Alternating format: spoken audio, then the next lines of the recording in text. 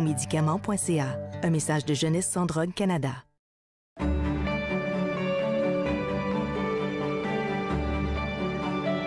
Vous regardez TV Rogers, Ottawa.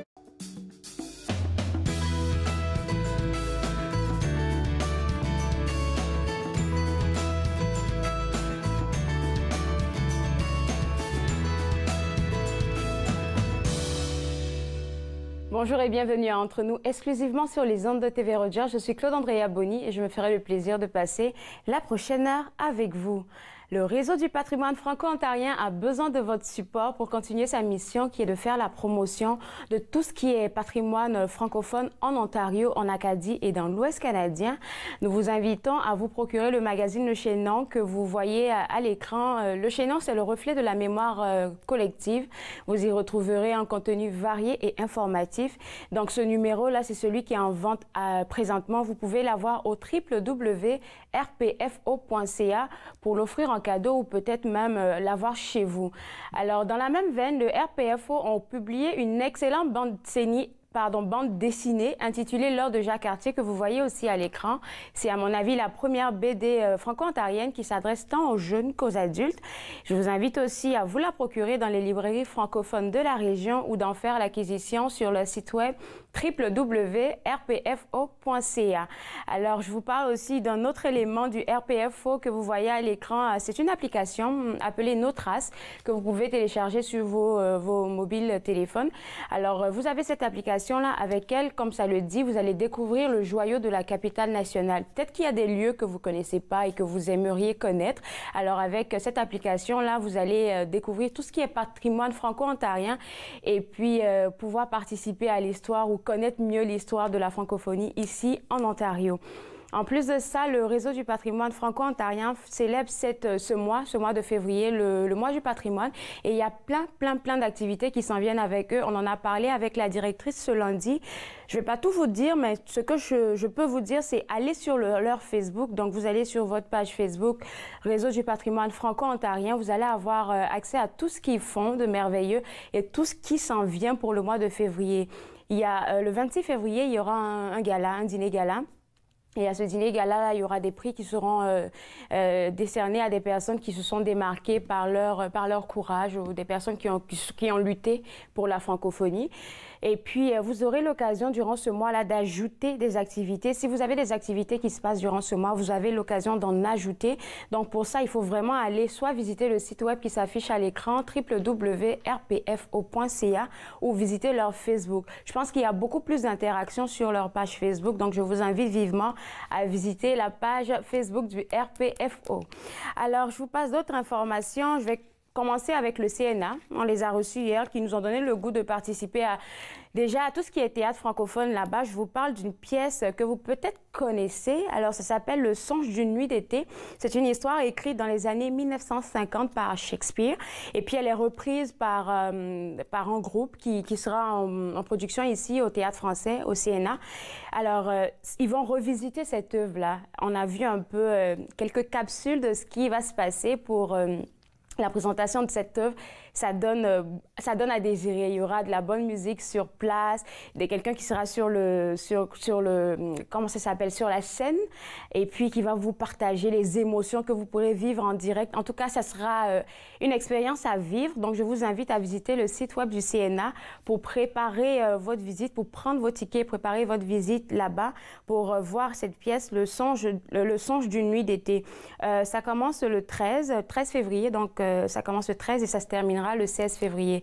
Vous avez 3 jours pour voir cette pièce. Donc, si vous êtes intéressé, visitez le site web et prenez vos tickets. Je vous passe d'une autre information qui se passe, une autre activité qui se passe au CNA et ça s'appelle le festival Big Bang. C'est un festival qui décoiffe, comme le nom l'indique.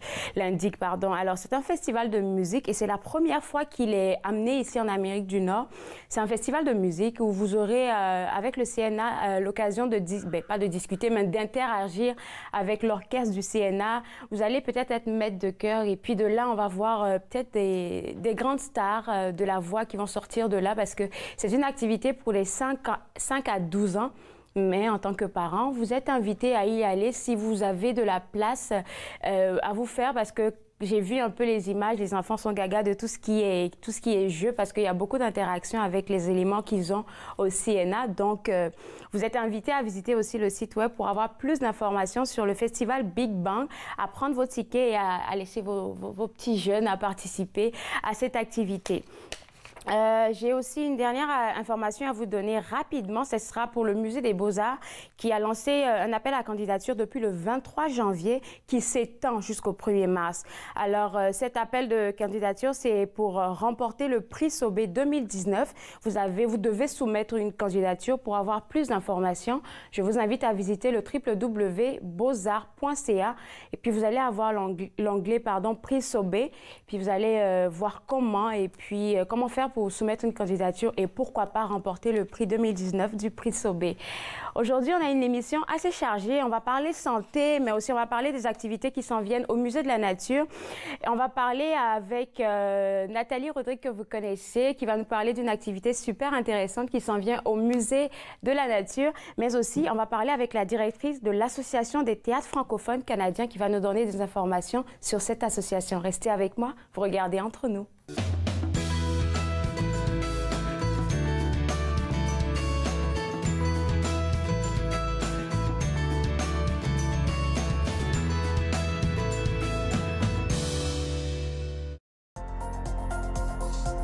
L'émission suivante vous est présentée par la télétransportée Rogers.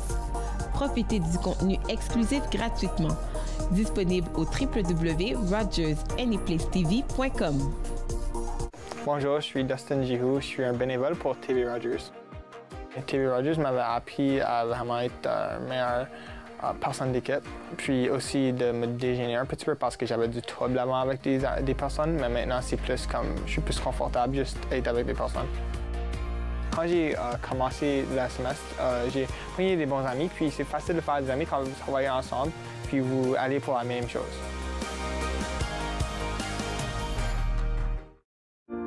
Ils ont servi pour protéger notre patrie. Plusieurs sont maintenant sans abri. Ils se sont battus pour défendre notre mode de vie. Plusieurs font maintenant face à des luttes bien personnelles. Ils ont répondu à l'appel de notre pays. À notre tour de leur rendre hommage en étant au service de nos collectivités. Aidez-nous à aider les vétérans. Devenez membre de la Légion dès aujourd'hui. Aujourd'hui, je rencontre Chloé Zadori, une youtubeuse de la région, qui nous parle de ses collaborations avec L'Oréal Paris et Garnier. Alors, suivez-moi. Suivez-moi, jeudi 20h, sur TV Rogers.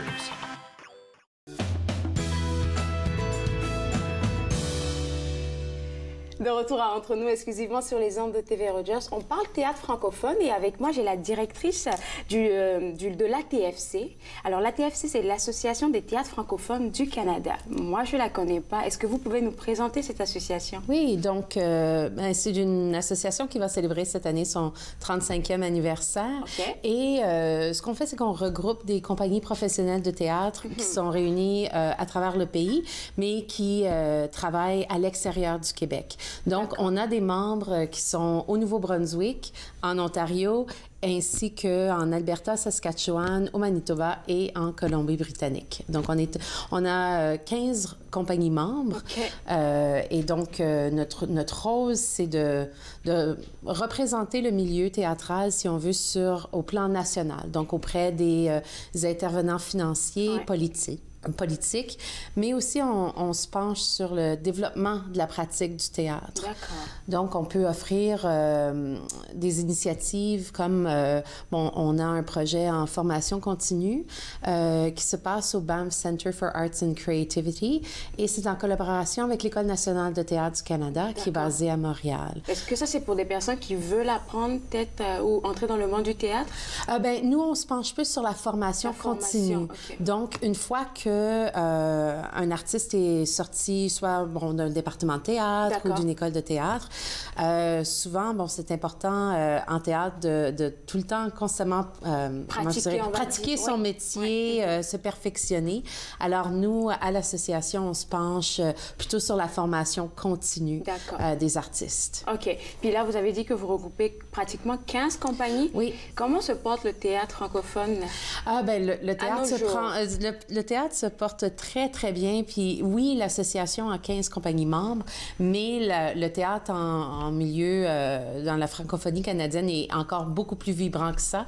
Il y a à peu près une autre quinzaine de compagnies de plus petites structures, parfois, qui dynamisent nos communautés. Et donc, c'est ça, c'est un milieu qui se porte bien. C'est un milieu qui, une de nos compagnies membres, le Cercle Molière à Saint-Boniface, à Winnipeg, va fêter l'année prochaine ses 95 ans. Alors, bien que plus vieille que votre association. Donc, bien que l'association a 35 ans cette année, nos compagnies dynamisent les milieux et, on peut penser... Au Québec, on a un très fort milieu théâtral québécois, mais justement, la plus vieille compagnie au pays qui est encore en existence, c'est dans la francophonie canadienne. Et puis là, il y a beaucoup de choses. En tout cas, on va dire à l'automne 2018, la francophonie a été un peu bousculée. Dites-moi, selon vous, quels sont les réels défis auxquels vous faites face? C'est certain que le financement est un défi constant et en même temps, il y aura toujours ce défi-là, alors il ne faut pas trop s'y acharner. Je dirais que, il y a les infrastructures, donc on est chanceux que dans plusieurs des communautés, il y a des lieux qui dynamisent nos communautés, des centres culturels, des lieux professionnels de diffusion, comme par exemple la Nouvelle-Scène à Ottawa. Et donc, c'est certain qu'il y a encore malheureusement des communautés. Donc, je sais entre autres qu'à Toronto, on cherche désespérément un lieu pour le Théâtre français de Toronto et le Théâtre La Tangente qui sont parmi nos compagnies membres. Alors, je dirais les infrastructures, c'est une question importante. La formation continue, la succession aussi. On a des compagnies qui sont établies depuis plusieurs années, mais il y a un renouvellement à la direction de plusieurs compagnies. Donc, c'est important d'avoir des occasions de formation, puis tout ça pour pouvoir s'assurer que lorsqu'on arrive à la tête d'un organisme ou d'une compagnie, qu'on est capable justement de savoir gérer ces infrastructures-là. Parce qu'on a baigné dedans, en fait. Exactement. Donc, que ce soit des mentorats ou des formations continues, ça peut être important pour justement permettre aux gens de bien s'ancrer dans leurs nouveaux souliers. Et puis, il y a des jeunes qui commencent à s'intéresser au théâtre. Alors, est-ce que c'est possible de même pas peut-être intégrer, parce que là, on parle de formation continue avec vous, est-ce qu'il y a possibilité, puisqu'on parle de relève, de pouvoir prendre ces jeunes-là, peut-être depuis les écoles, juste pour les laisser voir ce monde-là? Mais plusieurs de nos compagnies membres ont justement différentes, soit des cours de théâtre, des festivals de théâtre. Ils offrent des stages. Donc, des stages? Ah oui, alors, non, on a des compagnies qui sont profondément ancrées dans leur communauté. Alors, je dirais pour n'importe quel jeune ou moins jeune qui s'intéresse au théâtre, prenez le temps d'aller justement à la rencontre des compagnies dans vos communautés.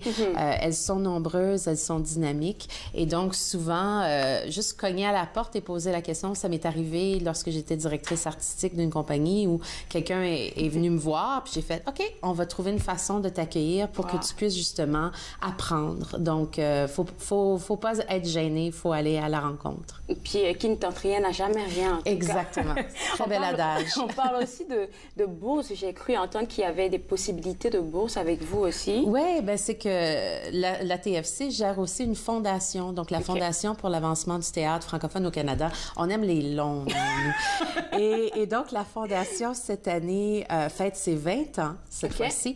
Et donc, à chaque année, on remet à peu près, ça peut varier dans les 50 à 60 000 $ ou plus, de bourses de formation ou de création. C'est des bourses normalement d'environ d'environ 5 000 $, mais il y en a certaines de 10 000 $. Et ça permet à des jeunes artistes de la francophonie canadienne en théâtre, donc qui ont minimum 1 an d'expérience, maximum 10, de pouvoir proposer des projets de création ou des projets de formation. Et donc, justement, il va y avoir ce printemps à la Nouvelle Scène d'Ottawa la pièce Néon Boréal. Et ce projet-là, justement, les co-auteurs ont remporté notre prix national et donc ont eu une bourse de 8 000 $. Et là, 3 ans plus tard, le projet voit le jour sur les planches à Ottawa, ce qui est vraiment génial. Puis ça, c'est une fierté forcément parce qu'on voit que ça travaille. Alors, si quelqu'un est intéressé à cette bourse, qu'est-ce qu'il fait après avoir monté le projet? Oui, bien, allez voir le site Internet de la Fondation, c'est fondationatfc.ca. Et justement, on parle des différentes bourses parce qu'il y a des bourses pour l'Ontario, en Acadie et dans l'Ouest. D'accord. On a des bourses nationales, on a des résidences d'écriture en Belgique pendant 1 mois. Alors, ça vaut vraiment la peine de vérifier ça. Et sinon aussi, avec la page Facebook de la TFC, toutes les informations, les appels de candidature, que ce soit pour nos bourses, nos stages au BAM Center, nos résidences d'écriture, toute l'information est disponible. D'accord. Curiosité, où est-ce que c'était le premier théâtre francophone ici au Canada? Il y a certaines compagnies qui n'existent plus. Bon, on avait les Compagnons du Saint-Laurent et tout ça, mais là, qui existe encore, c'est le Cercle Molière à Saint-Boniface qui va avoir 95 ans. L'année prochaine. Donc, on peut la prendre comme la pionnière pour l'instant. Ah oui, c'est notre doyenne. C'est notre doyenne. Il faut dire aussi que vous revenez de voyage. Vous m'avez dit ça tout à l'heure. Oui. Où est-ce que vous étiez? Donc, j'ai passé 6 jours au Nouveau-Brunswick. J'ai été à Moncton et à Caraquet. Donc, à la fois pour rencontrer nos 3 compagnies membres. On a le Théâtre L'Escaouette à Moncton et Satellite Théâtre. Et à Caraquet, le Théâtre populaire d'Acadie. Mais on en a profité aussi pour que je puisse rencontrer des jeunes compagnies à projet pour voir est-ce qu'éventuellement elles sont intéressées à devenir membres de la TFC, tout ça.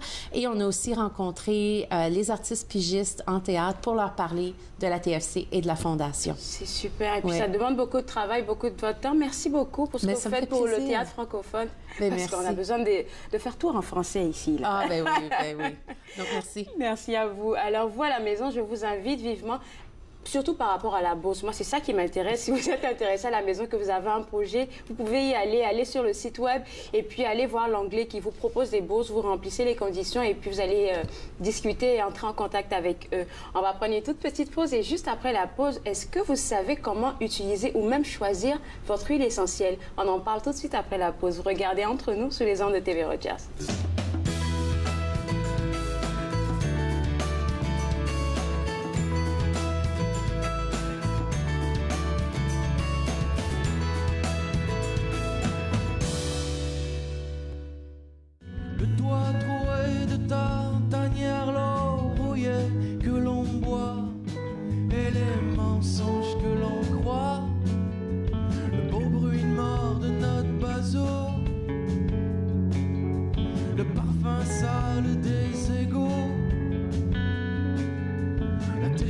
Plainte d'un vieux loup, les larmes d'un faux,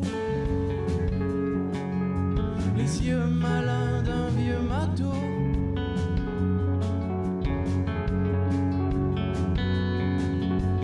Dis-moi ce qui te fracasse, les choses qui te menacent, les longues nuits d'hiver et les clés qui se cachent, les places qu'on arrache, les mots polis que tu connais par cœur, les mauvais sorts du bonhomme 7 heures et les regards que tu jettes ailleurs.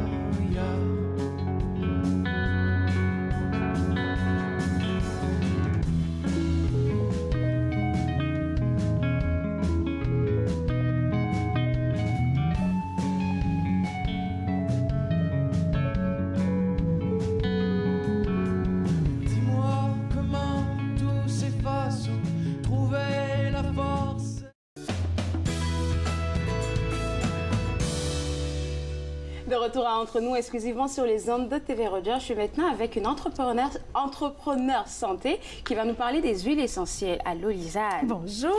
Alors, avec toi, on va parler de...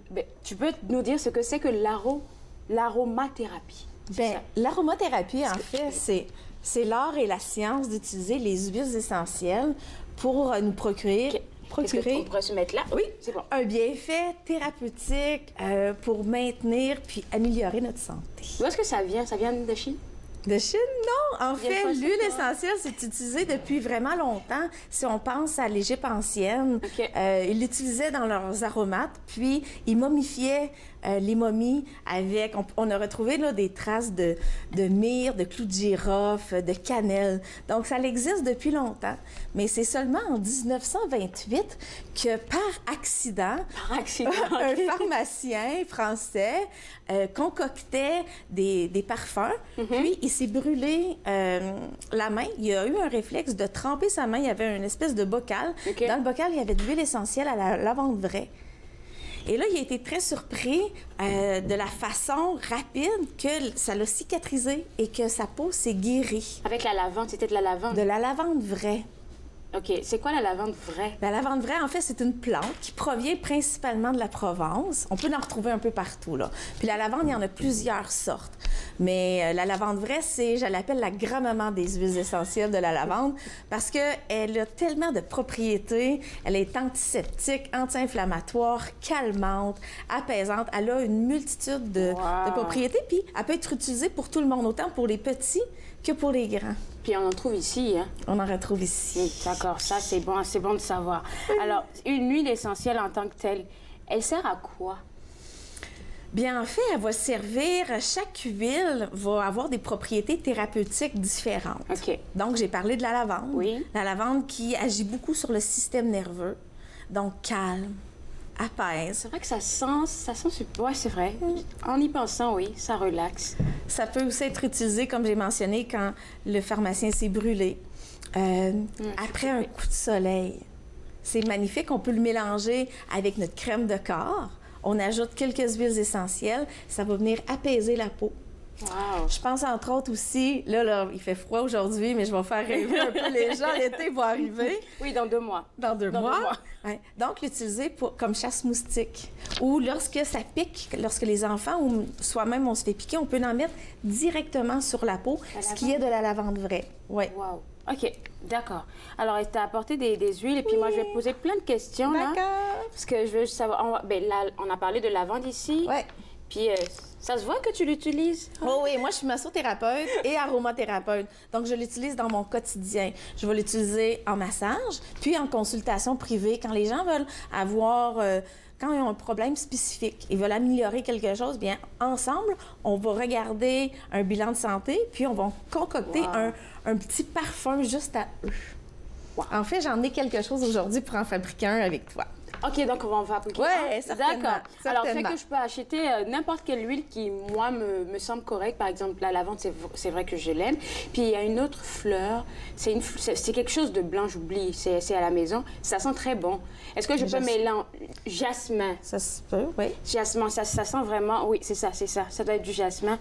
Et est-ce que je peux mélanger comme les deux, juste pour le faire? Bien, en fait, il y a des huiles essentielles qu'on va dire des huiles essentielles chaudes et plus froide. Donc, on ne veut pas en utiliser trop des chaudes parce que ça a quand même une composante chimique. L'aromathérapie, les huiles essentielles, là, on va aller chercher l'extrait pur de la plante. Donc, que ça soit, en fait, la feuille, la tige, la fleur. C'est pas l'extrait pur ce que j'ai acheté. Bien, ça, c'est une autre chose. Il faut faire attention. C'est rendu très populaire, les huiles essentielles. Oui. Donc, c'est important de bien les choisir. Puis, pour arriver à bien choisir une huile essentielle, il y a certains petits critères qu'on veut prendre en considération. Dis-nous tout. Comme s'assurer qu'elle soit 100% pure. Donc, qu'est-ce que ça veut dire? C'est qu'elle ne soit pas mélangée ou diluée avec soit du peroxyde, soit avec des huiles minérales, soit avec d'autres corps gras.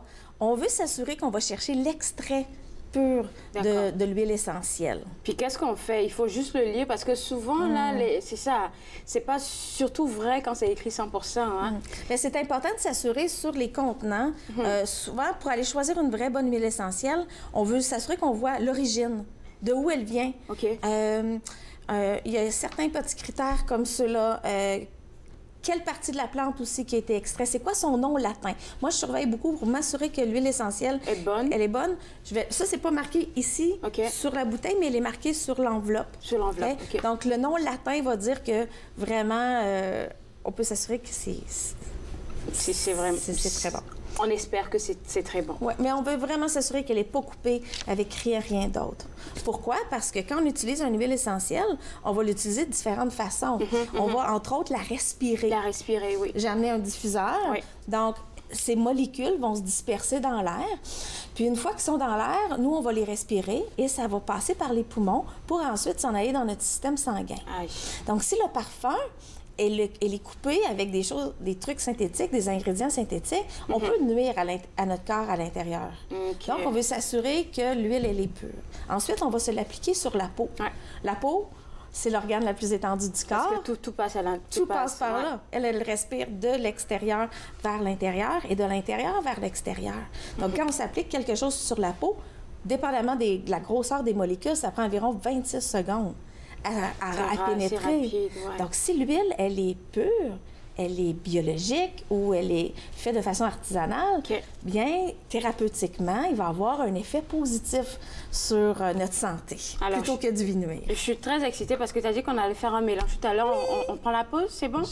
Alors, restez avec moi parce que juste après, on va vous apprendre à mélanger les bonnes huiles essentielles. Vous regardez Entre nous sur les ondes de TV Rogers.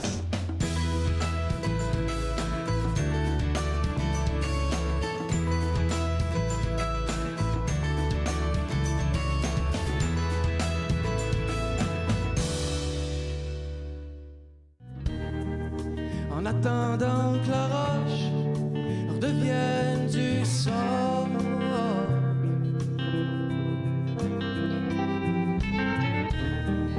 en attendant que les mots redeviennent des oiseaux,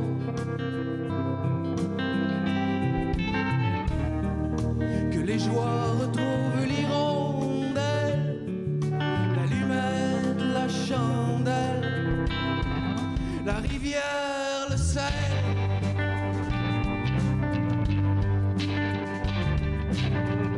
Tu dis de tenir mes promesses, d'être à l'affût de mes faiblesses. Mais je suis comme un chien au bout d'une laisse qui tire dessus pour aller voir.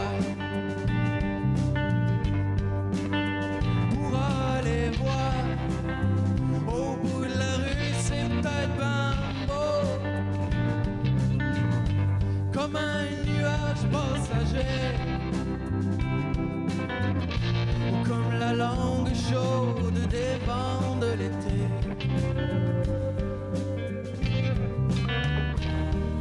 C'est-tu la fin ou le début?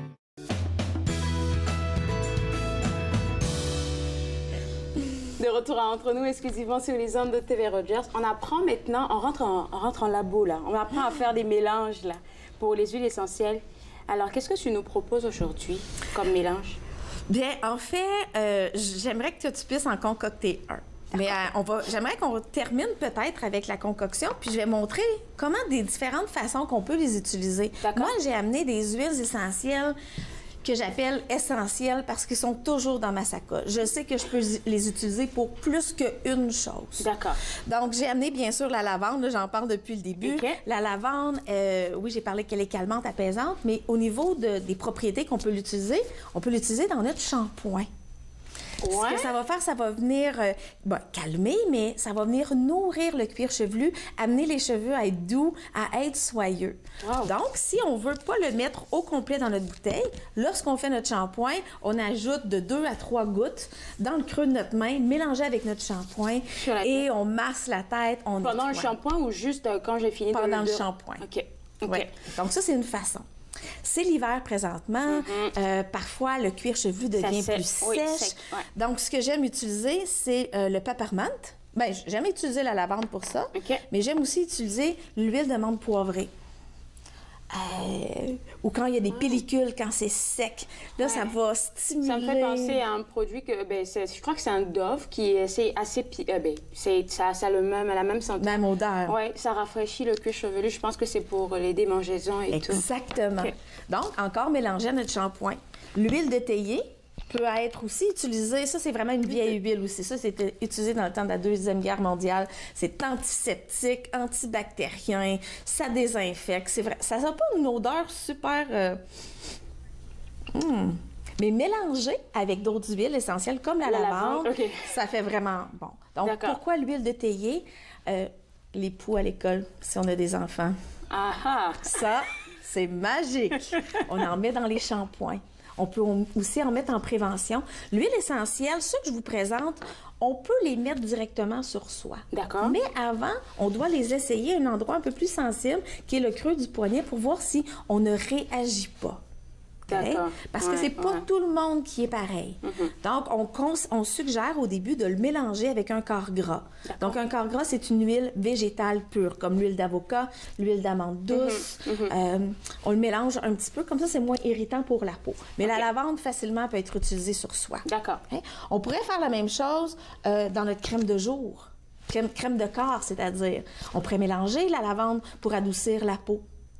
La lavande, c'est l'huile fétiche, là, je pense. Oui, tout à fait. Tout à fait. Je pense à mélanger avec... Ça, c'est un mélange déjà créé qui s'appelle Harmonie. Il va y avoir de l'orange dedans, il va y avoir de la lavande. Bon. Il sent le bonheur. Oui, je sens l'orange. Donc, mélanger à une crème de corps sans odeur, ça permet d'avoir un parfum sur le corps et d'apporter un élément thérapeutique qui est de se sentir en harmonie toute la journée. D'accord. OK. On pourrait le mélanger aussi dans notre nettoyant. Pour le visage? Pour le visage. Pour de vrai? Oui. Donc, j'aime beaucoup utiliser soit le citron ou l'huile de théier. L'huile de théier, si on a une peau un peu plus grasse, qui a tendance à faire des points noirs, avoir des boutons, des fois dans le changement hormonal. Alors, on en mélange quelques gouttes avec notre nettoyant.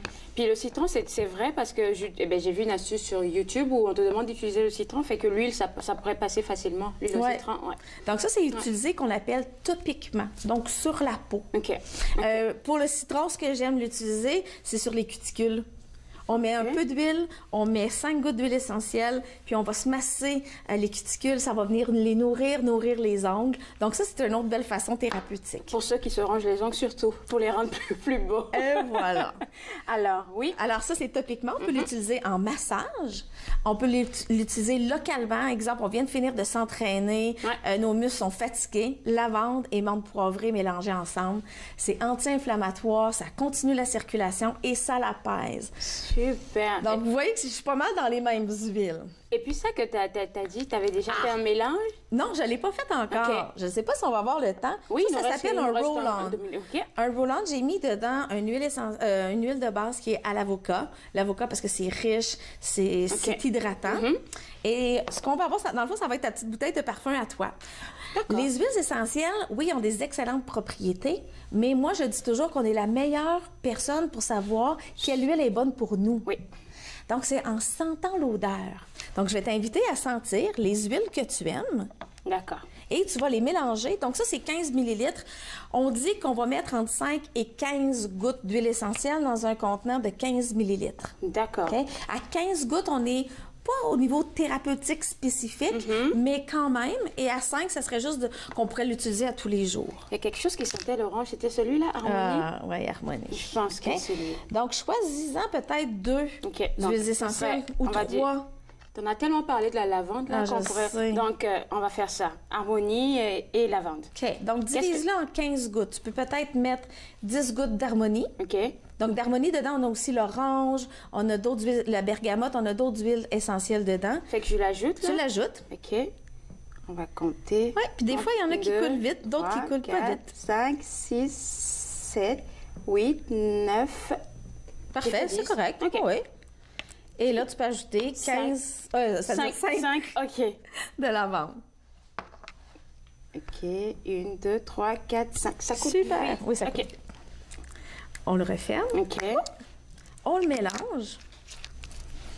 On l'agite comme il faut. Et ensuite, tu vas pouvoir l'utiliser. Moi, j'aime utiliser des endroits stratégiques. J'aime travailler beaucoup avec le système lymphatique. Le système lymphatique est un petit peu notre système où notre système immunitaire peut se renforcer. Donc, les poignets. OK.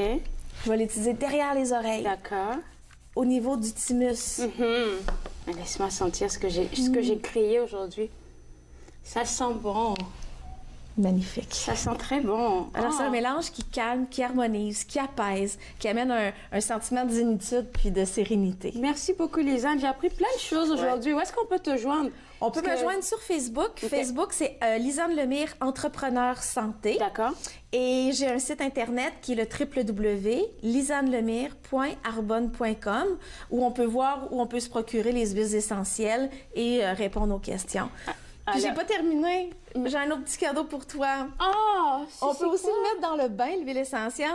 Et j'ai mélangé avec du sel d'Epsom et j'ai mis des huiles essentielles. Donc ce soir, avec une tisane ou un verre de vin, à ton choix, un bon livre de lecture, tu vas pouvoir te reposer. Merci beaucoup. Mais c'était pas à cause du cadeau, mais moi j'avais envie de te dire que je voulais te revoir. Ça n'a rien à voir avec le cadeau. Promis juré. D'accord. Est-ce qu'on peut se revoir? Définitivement. Merci beaucoup. Merci beaucoup à toi, Lisanne. Alors, vous à la maison, si vous nous avez suivis et que vous aimez aussi les huiles essentielles, alors vous êtes invité à visiter son site web maintenant et puis à la contacter pour avoir plus d'informations avant de choisir vos huiles essentielles. On prend une toute petite pause et juste après, on parle d'un événement qui s'en vient au Musée de la Nature. Vous regardez Entre nous sur les ondes de TV Rogers.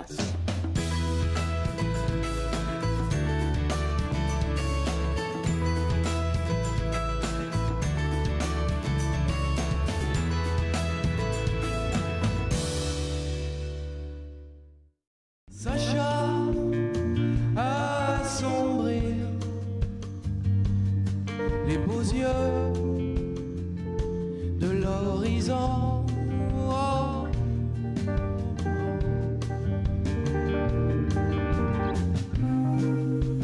Promesse de voyous et foi de canaille, j'allume des feux de paille un peu partout. Promesse de voyous et foi de canaille, j'allume des feux de paille un peu partout.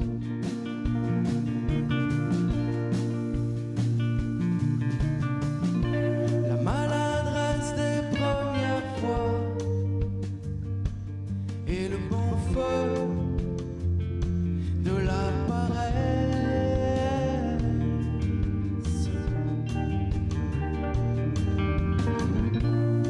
Quand le poignard de l'ivresse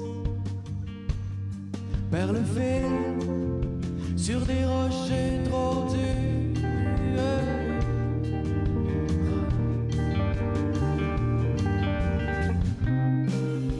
À cette heure porcelaine de Chine crève les yeux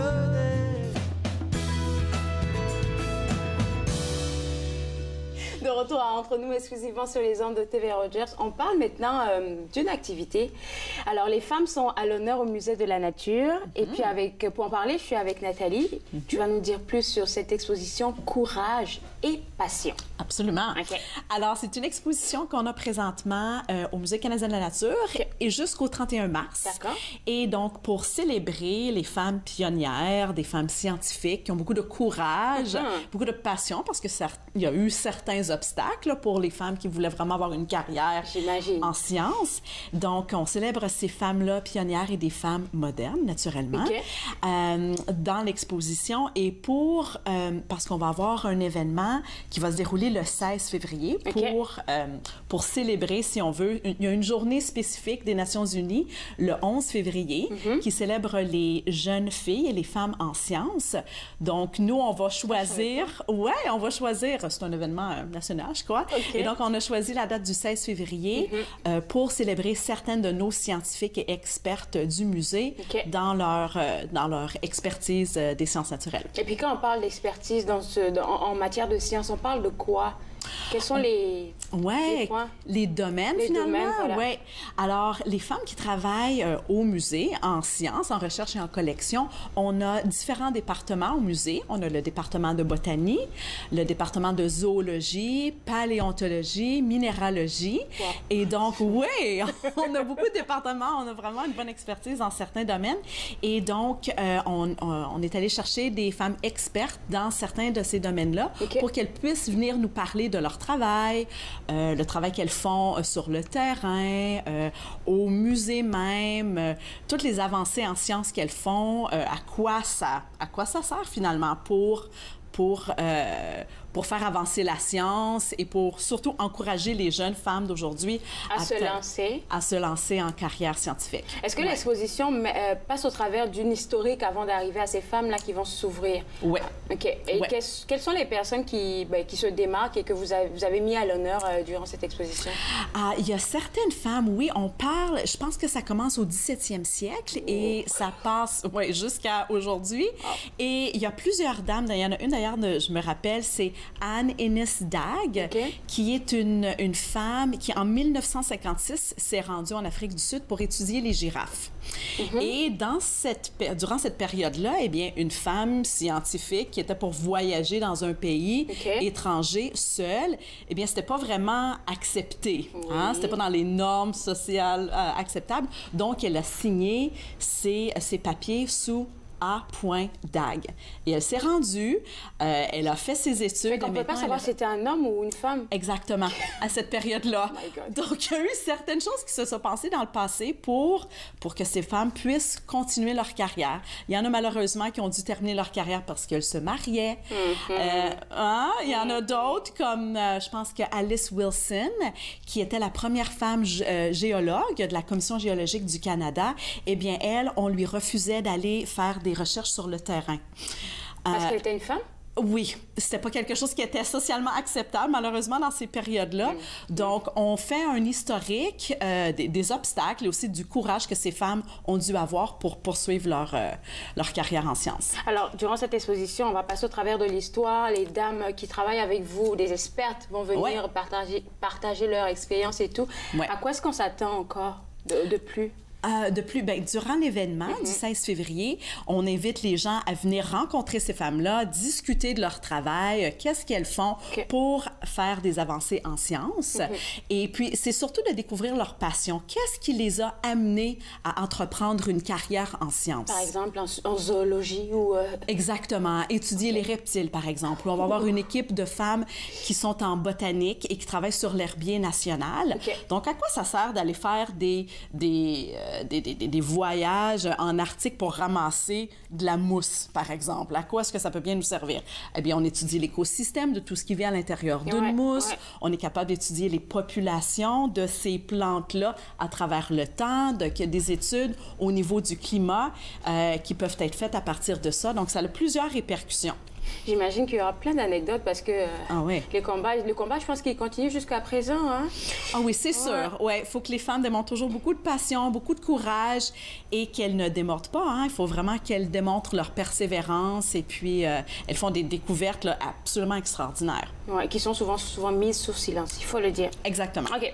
Alors, qui est invité à participer à cette exposition-là? On n'a pas dit seulement les femmes, hein, parce que faut que les hommes... Oui, mais c'est certain. De quoi on est capable. Oui, c'est certain. Alors, vraiment, tout le monde, hein, c'est vraiment une exposition qui est ouverte au public général.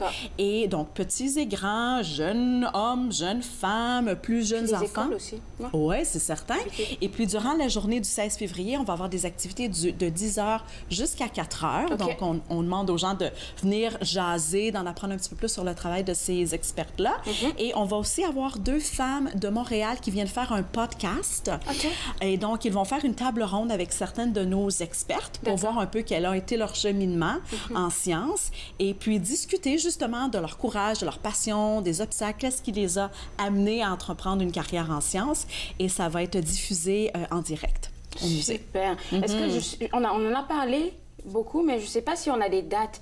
Les dates, tu as dit que l'exposition courait jusqu'au 31 mars. Exactement. Mais l'événement de primeur, c'est le 16. C'est le 16, oui. L'événement où on célèbre encore plus nos scientifiques en amenant nos experts sur place, c'est le 16 février, samedi. Puis on va sur le site web. Oui, exactement. Et c'est durant la longue fin de semaine de la journée de la famille, le lundi, donc on célèbre ça le samedi. Merci beaucoup. Ça me fait plaisir.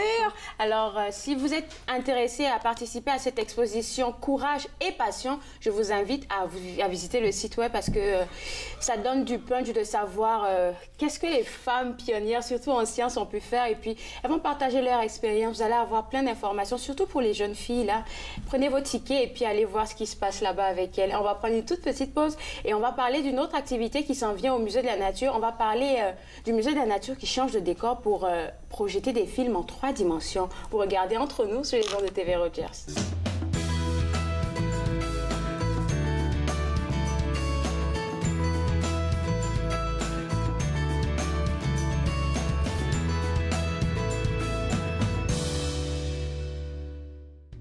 À l'évidence, j'ai retrouvé les mots de passe que j'avais oubliés, les mots maudits, les belles malchances, les porte-clés que j'avais égarées. À l'évidence, j'ai longtemps brassé les dés, mais c'est pas d'avance. On se retrouve au même carrefour, malgré les nombreux détours. On s'en retourne aux vieux amours, malgré le tranchant de leur contour. À l'évidence, j'ai longtemps brassé les dés, mais c'est pas d'avance.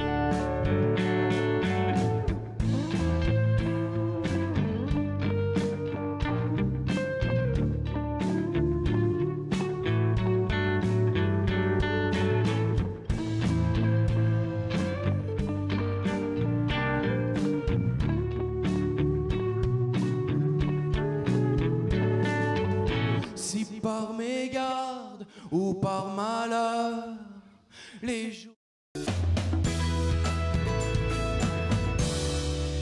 De retour à Entre nous, exclusivement sur les ondes de TV Rogers, j'ai avec moi le producteur multimédia des films 3D au Musée de la Nature.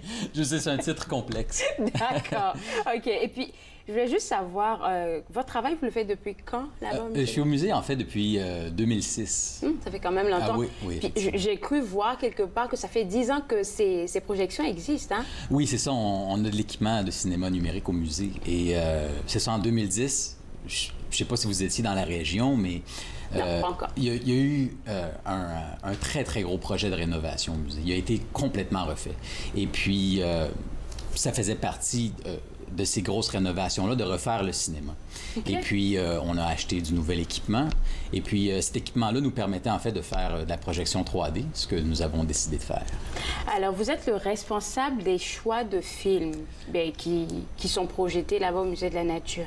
Oui. Déjà, c'est des films forcément basés sur la nature? Oui, de toute évidence. Oui. Mais ce qui est vraiment intéressant, c'est que depuis les derniers 15 ans, vraiment, là, dans le monde du cinéma, il y a eu tellement d'avancées technologiques que ça nous permet de capturer des choses dans la nature que c'était disons, des comportements animaux, que c'était juste pratiquement de la théorie avant. Mais maintenant qu'il y a des caméras tellement sophistiquées, ils sont capables de capturer des choses qui étaient presque impensables. Comme un exemple, il y a une rainette en Amérique du Nord, pendant l'hiver, cette créature-là, c'est une créature vertébrée, oui, elle a un squelette à l'intérieur, oui, comme vous et moi. Cette petite grenouille-là, elle gèle, elle vient dure, comme son corps gèle physiquement. Et puis, au printemps, elle dégèle, puis elle reprend vie.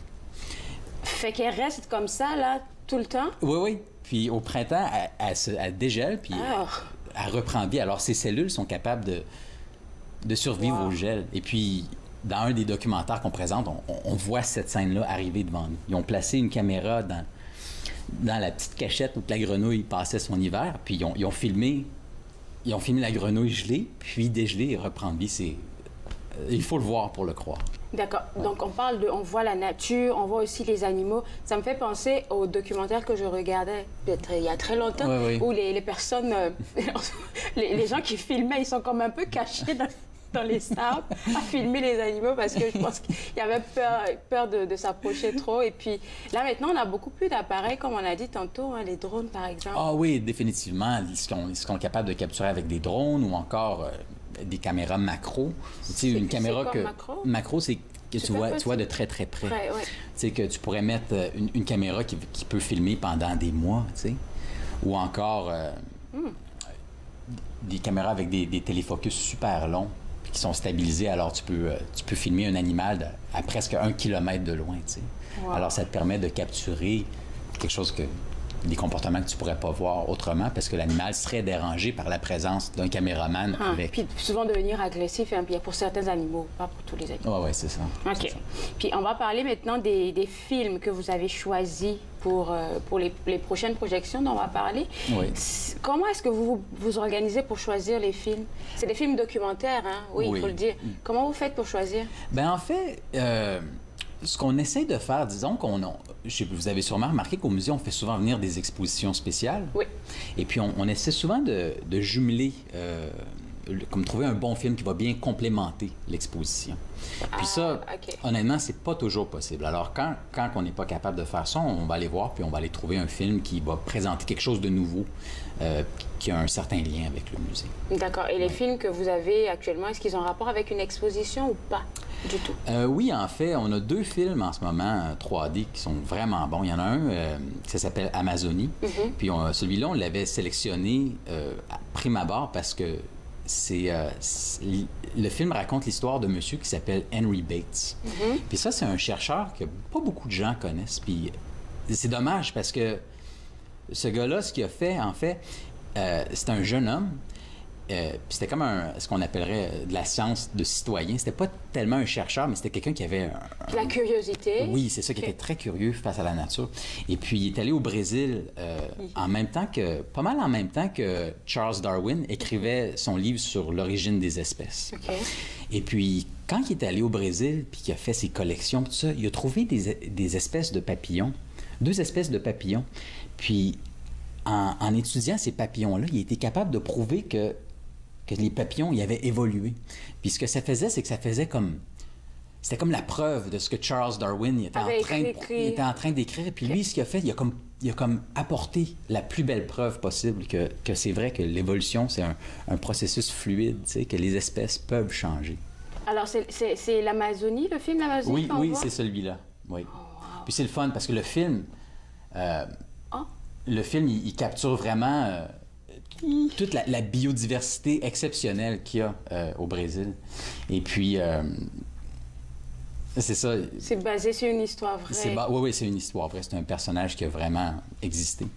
Et puis, c'est ça. Puis ça, c'est un exemple où on voulait que ça se jumelait bien avec notre exposition sur les papillons en liberté. Oui, les papillons. Oui. C'est ça. Ils ont beaucoup de succès, ces papillons-là. Ah oui, définitivement, oui. Et puis, le deuxième film, je crois bien qu'il s'appelle Amazonie et la nature qui nous entoure. Oui, la nature qui nous entoure, en fait, c'est un peu... c'est une exploration sur... je ne sais pas si vous avez entendu parler du trouble déficitaire de la nature. Non. Il y a beaucoup de jeunes personnes maintenant qui... C'est peut-être dû au fait qu'ils ont des téléphones cellulaires ou que l'Internet, l'omniprésence de l'Internet dans leur vie. Les enfants, ils vont beaucoup moins dehors qu'ils allaient dehors auparavant. Même nous. Oui, même les humains aussi. Les humains, les adultes. Oui. Les adultes aussi. Mais en tout cas, ce film-là, ce qui est vraiment intéressant, c'est comme... tu suis l'histoire d'une jeune fille qui doit faire un projet sur des tritons. Ça, c'est comme une petite salamandre. Et puis... c'est ça l'histoire, c'est que tu suis cette petite fille-là qui fait son projet sur sa salamandre, puis elle commence à vraiment s'intéresser à la nature. Puis en fait, ce que tu finis par découvrir, c'est que le film, il suit une saison complète de c'est quoi la vie qui se passe, la vie naturelle qui se passe autour de chez toi. La petite fille, elle vit... le film, il se passe dans l'État de New York. Mais comme tu peux voir, la nature comme telle est très similaire à ce qu'il y a ici, dans la région d'Ottawa. Et puis... C'est ça, tu vois vraiment... Je trouve ça cute. Ah, c'est super cute. Le film, il est vraiment bien fait. Comme quand je te parlais tout à l'heure des caméras sophistiquées puis des nouvelles techniques de filmage, il y en a plein là-dedans. Puis tu vois des shots, là, des plans qui sont absolument incroyables. Wow. Mais c'est ça, ce qui est intéressant du film, c'est que tu vois vraiment la nature sur une année complète, à travers les saisons. Tu vois comme... Et puis, j'ai vu une séquence où est-ce qu'un oiseau rentrait dans un arbre et puis il y avait une caméra à l'intérieur parce que c'est pas dangereux, ça, non, parce non. que là... Ben, c'est comme je te disais tout à l'heure, c'est des caméras qui ont été capables d'installer puis de laisser rouler Mon Dieu. sur des longues périodes de temps. Puis tu vois comment celui-là, ce qu'on voyait, c'était un canard, puis comment les jeunes canetons qui sont dans le nid, en haut, comment ils sortent la première fois du nid. Puis comme tu as vu, c'est un gros... Puis un gros flop. Oui, c'est un gros flop. C'est comme... c'est vraiment une grosse descente. L'arbre, il est à peut-être une dizaine de mètres. Puis le cinéma, il peut contenir combien de personnes, la salle? 161 personnes. Ouais. OK. Alors, c'est pas beaucoup, mais il y a plusieurs représentations au cours de la journée. Alors, des deux films ou c'est comme un film par... les deux films. OK. Les deux films, oui. Et puis, c'est ça. Est-ce que c'est inclus dans le prix des billets à l'entrée? Non, c'est pas inclus, mais on essaie de garder le prix très bas. Alors, pour voir un film... Oui, c'est ça. Pour voir un film 3D, c'est 4 $. OK, d'accord, pas de problème. Et puis, si vous me permettez, notre cinéma 3D... Il y aurait juste 30 secondes. Ah, OK, notre cinéma 3D utilise une technologie 3D qui s'appelle avec des lunettes actives. C'est pas comme ce qu'il y a quand vous allez au Cinéplex, par exemple. D'accord. Et puis, ce que ça fait, ça crée une image beaucoup plus claire et plus vive. Alors ça, c'est pour quand? Il nous reste juste 15 secondes. Je vous garde pour la conclusion. Oui, bien sûr. Donc, on va en parler juste après la conclusion. Oui. Alors, on prend une toute petite pause et juste après la pause, on va vous donner les dates pour regarder les films 3D au Musée de la Nature. Regardez entre nous sur les ondes de TV Rogers.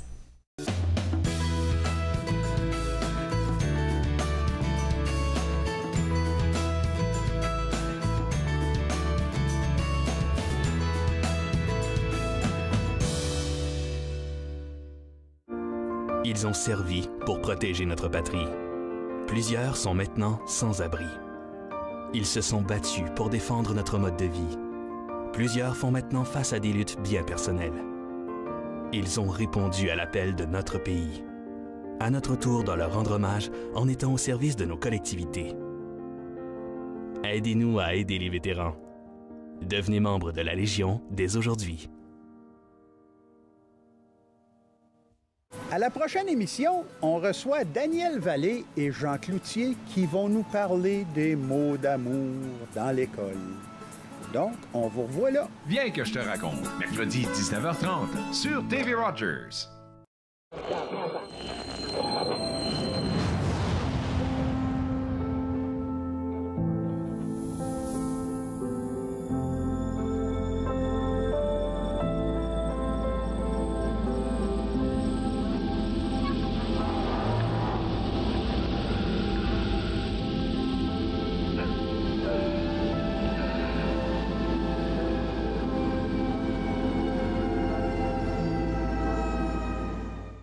Cette semaine, à l'émission Court-Circuit, on rencontre l'un des membres du groupe Cherry Cherry. Lors de leur passage à Contact Ontario, on parle de leur amour de la musique rétro. Soyez au rendez-vous. Court-Circuit, vendredi 21h sur TV Rogers. De retour à Entre nous, exclusivement sur les ondes de TV Rogers. On a parlé des films 3D au Musée de la Nature, mais on ne sait pas c'est pour quand. Ah oui, c'est important à clarifier. OK. Le film Amazonie qu'on a vu tout à l'heure, lui, il finit le 2 mars. D'accord. Et le film... la nature qui nous entoure? C'est exact. Celui-là, il va continuer tout l'été. D'accord. Oui. OK. À partir du 2 mars, par contre, on a quelque chose de différent qui va apparaître à notre écran et ça s'appelle Les monstres volants. OK. Ça devrait être le fun parce qu'on a une grosse exposition qui s'en vient sur les ptérosaures cet été, alors ça va bien jumeler ça. D'accord. Il nous reste juste 30 secondes. On voulait rappeler que les films 2D aussi, ils sont gratuits. C'est exact. OK. Quand vous venez au musée, le cinéma il est disponible pour tout le monde. Si vous voulez pas payer le 4 $, on a des films gratuits en 2D qui sont tout aussi spectaculaires à voir. Merci beaucoup de votre visite. Et ça me fait plaisir. Alors vous, à la maison, si vous êtes intéressé à voir ces ces beaux films qu'on vous a présentés en 3D et en 2D, visitez le site web du Musée de la Nature pour prendre plus d'informations et voir quels sont les films qui sont à l'affiche. Alors, moi, je me suis fait le plaisir de passer 7 heures avec vous. Demain, à l'émission, on va parler du défi fourgonnet du patron. Je ne sais pas ce que c'est et demain, on va avoir plus d'informations. Alors, on se voit demain. Au revoir.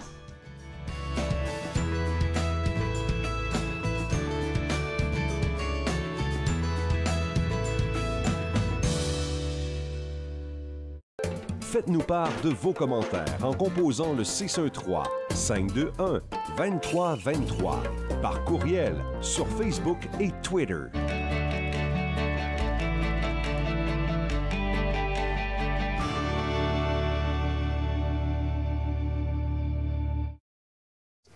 Bonjour, mon nom c'est Amélie et je suis bénévole chez TV Rogers. Pour moi, mon expérience a commencé en tant que bénévole parce que j'étais intéressée à en découvrir un peu plus. Il y a vraiment une aire de famille à Rogers qui ajoute beaucoup à l'expérience. C'est une porte qui s'ouvre, qui en ouvre plusieurs autres et qu'on aime ou qu'on n'aime pas ça, on va en retirer quelque chose. Ils ont servi pour protéger notre patrie. Plusieurs sont maintenant sans abri. Ils se sont battus pour défendre notre mode de vie. Plusieurs font maintenant face à des luttes bien personnelles. Ils ont répondu à l'appel de notre pays. À notre tour de leur rendre hommage en étant au service de nos collectivités. Aidez-nous à aider les vétérans. Devenez membre de la Légion dès aujourd'hui.